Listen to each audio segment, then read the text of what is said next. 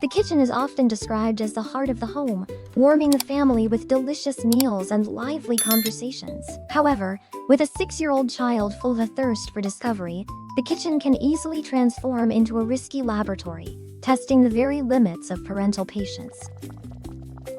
On a weekend afternoon, the kitchen was filled with the aroma of sautéed garlic and tomato wires. Daniel stood before the stove, focused and composed in a gray-blue chambray shirt, olive chinos, and an ash-gray linen apron. At the sink, Emma looked active and elegant in a navy boatneck tee and soft flare jeans. Their full attention was on preparing dinner until a persistent beep echoed from the corner. Leo, standing out in a yellow and black striped long-sleeve tee and brown corduroy overalls, was pulling wide the double doors of the refrigerator. He was not taking anything, he simply stood there with his chin resting on his hand, mesmerized by the golden light inside, letting the cool mist wash over his face in delight. The alarm for the open door continued to chime its urgent rhythm. Hearing the beep, Emma's eyebrows knitted together. A flash of irritation sparked as she thought of the energy bill and kitchen heat seeping in to spoil the food. The familiar phrase, "Leo, close the fridge right now, you're ruining the food and wasting electricity," was ready on the tip of her tongue, but she immediately pressed her lips together, taking a deep breath to remind herself that shouting would only make him slam the door in fear without understanding the root of the problem. She wiped her hands on a towel and walked slowly toward him. Emma did not violently snatch his hand away. She gently placed her hand on Leo's striped sleeve, and together they slowly closed the refrigerator door until the beep fell silent. Then she knelt on one knee on the cool tile floor so her gaze was level with her son's bewildered eye.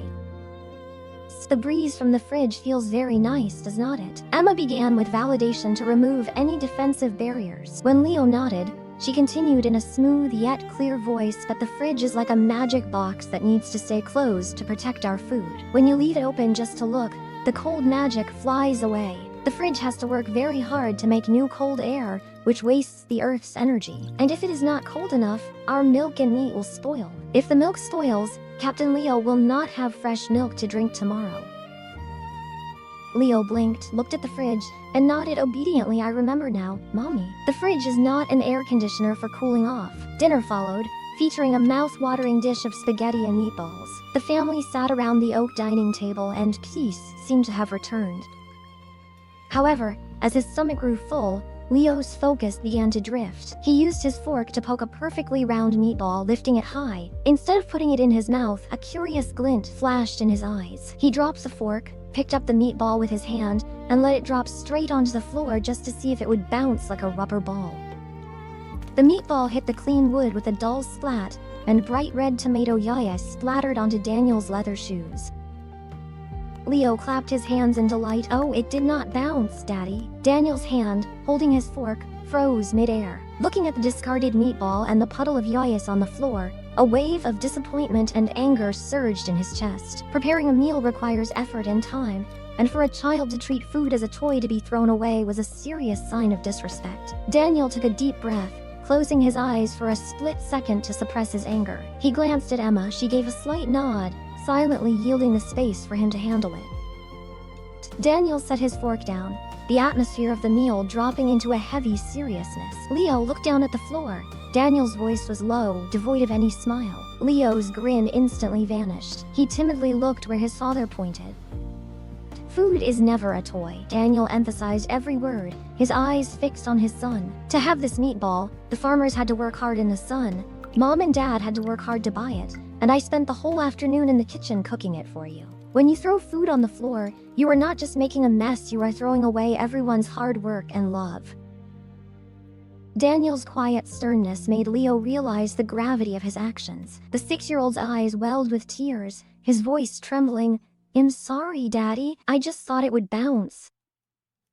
"I accept your apology, but every action has a consequence." Daniel stood up, fetched a wet paper towel, and handed it to his son. "First, this meatball is dirty and must be thrown away. You will not get another portion to replace it. That is the cost of wasting food. Second, get down from your chair and clean up this yayace yourself." Leo obediently slid off his chair, his corduroy overalls shifting as he knelt on the floor, working hard with the paper towel to wipe away the mess he had caused. Daniel and Emma sat quietly observing, neither helping nor scolding further. When the floor was clean, Leo timidly sat back in his chair, picked up his fork, and finished the rest of his pasta with immense care and appreciation. Through these 2 consecutive events, the kitchen became more than just a place for cooking. It turned into a perfect classroom for character. Daniel and Emma proved to parents that patience and emotional regulation are the master keys. When we stop shouting and start explaining consequences clearly at eye level, we give our children the chance to understand the value of conservation, gratitude for food, and a deep respect for the family's labor.